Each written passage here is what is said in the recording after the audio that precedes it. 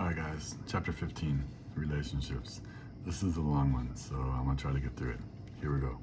There is no such thing as love, at least in a romantic sense. Or more precisely, there is no such thing as the concept of love, to which humankind has devoted so much time, energy, and innumerable amounts of words trying to describe. Love is simply a concept we use to mask the reality that we, all of us, use others to gain what we desire.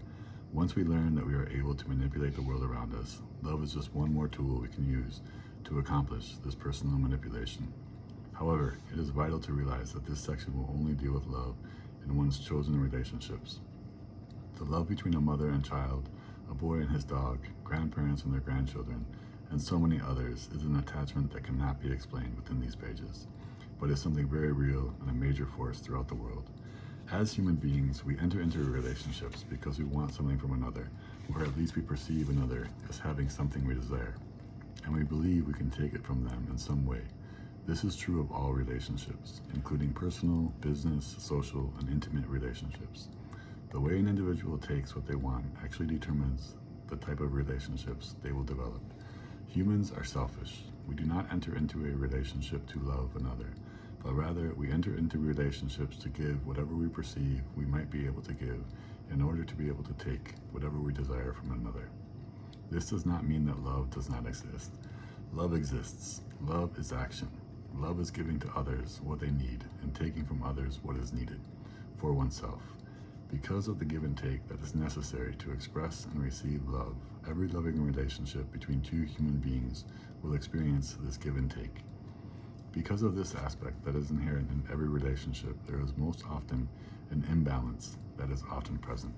This imbalance often provides the glue that holds a relationship together, but also does not allow for the relationship to be as healthy and rewarding as is possible.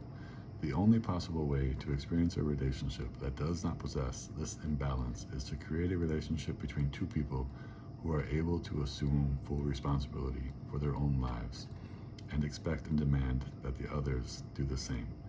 Any relationship between two or more people who have deficiencies or those who offer excuses for some aspect of their lives will always create an imbalanced relationship. Although it may take some time to become evident, in every imbalanced relationship, there will always be one who takes more than they give, and the other who tries to give more than they take. The problem in these relationships is that the person who takes is trying to use someone to fill a void that can only be filled by themselves, and the person who gives will never be able to give enough to satisfy the other, and will eventually need to take from someone to fill the void that has been left by all they have given. This creates a cycle that is very difficult to break. It is also very important to realize that both the givers and the takers are equally deficient. Neither one nor the other is either better or worse. Although it is common to look at the takers in any relationship as the victimizer and the perceived giver in a relationship as the victim, it is extremely important to realize that both individuals and the relationship itself is not as healthy as it could or should be. It is also important to realize that at different moments in everyone's life, each of us will play the part of the giver and the taker. The healthiest and highest functioning human individuals will seek out a balance between these two roles.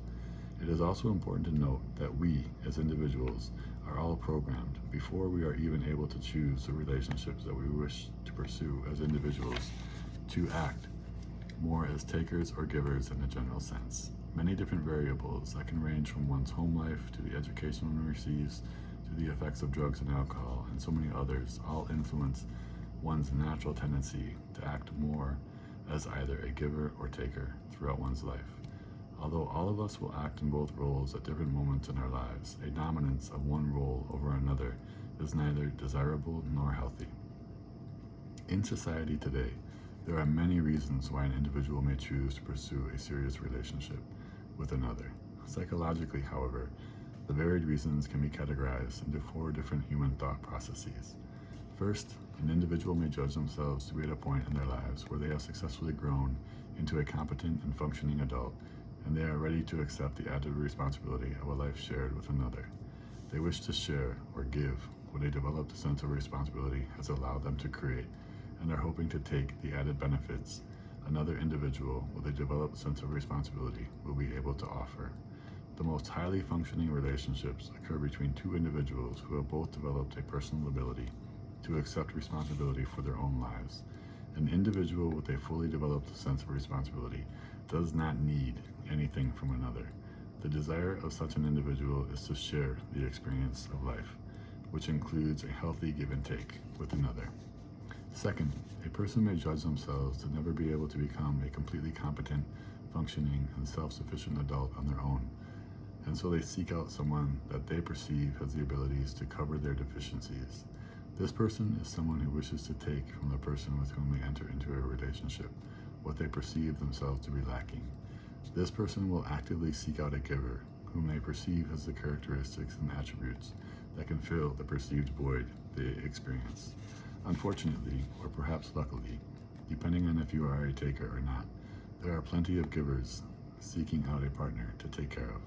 The third reason an individual might choose to enter into a serious relationship with another is to give, or to be able to take care of another. The giver's actions are based on the dominant theory in their life that they are not worthy to take what they desire from another, so they give as much as they can, hoping that another will recognize their sacrifice and good actions and give back what they desperately desire and need. Although a giver is almost always focused on others, a taker is generally focused on themselves and is most likely never to notice the needs and desires of another.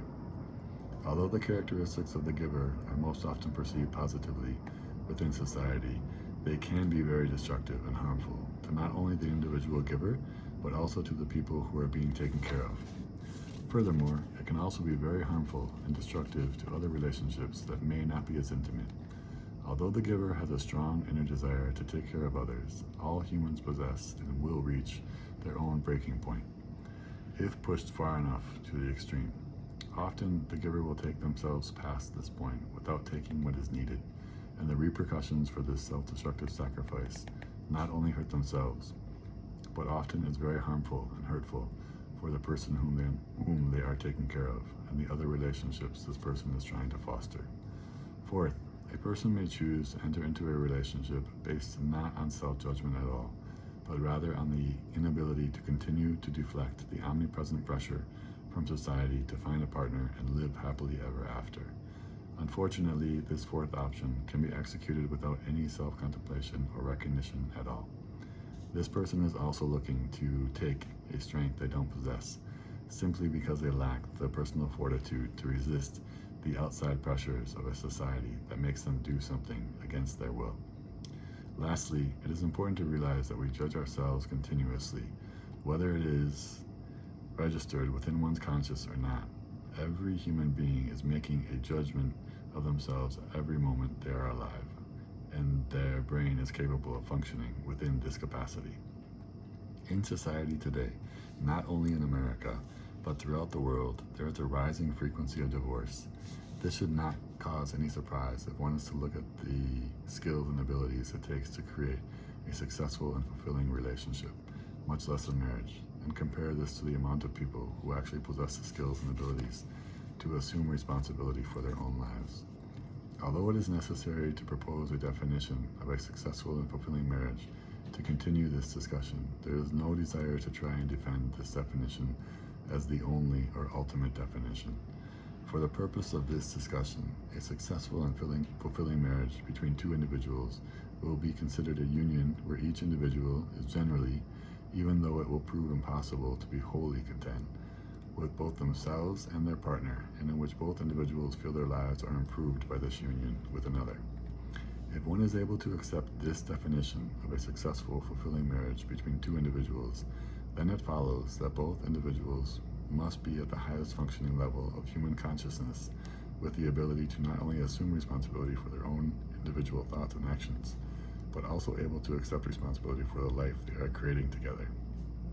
If one or both of the individuals choosing to be married are at a stage where it proves impossible to accept responsibility for the lives they have created in a general sense, there is guaranteed to be aspects of the marriage that are unfulfilling, unhappy, and possibly even damaging. The reasons for divorce within today's society can also be easily explained. It is highly likely that a marriage will end in divorce if any of the circumstances are present within the relationship. If one of the individuals feels that the other individual is not taking adequate responsibility for themselves or the relationship, which can include many different aspects. If one of the individuals does not have the requisite skills to take responsibility for their own life and comes to realize that the partner they have chosen does not actually possess the skills and abilities to take responsibility for them, which they believe to be true when they chose that person as their partner. Or lastly, both individuals are looking for someone else to take responsibility for the lives they are incapable of controlling, and eventually realize that both partners cannot complete a puzzle that does not have all the original pieces. This is true simply because it is impossible for others to create real and lasting happiness for another individual.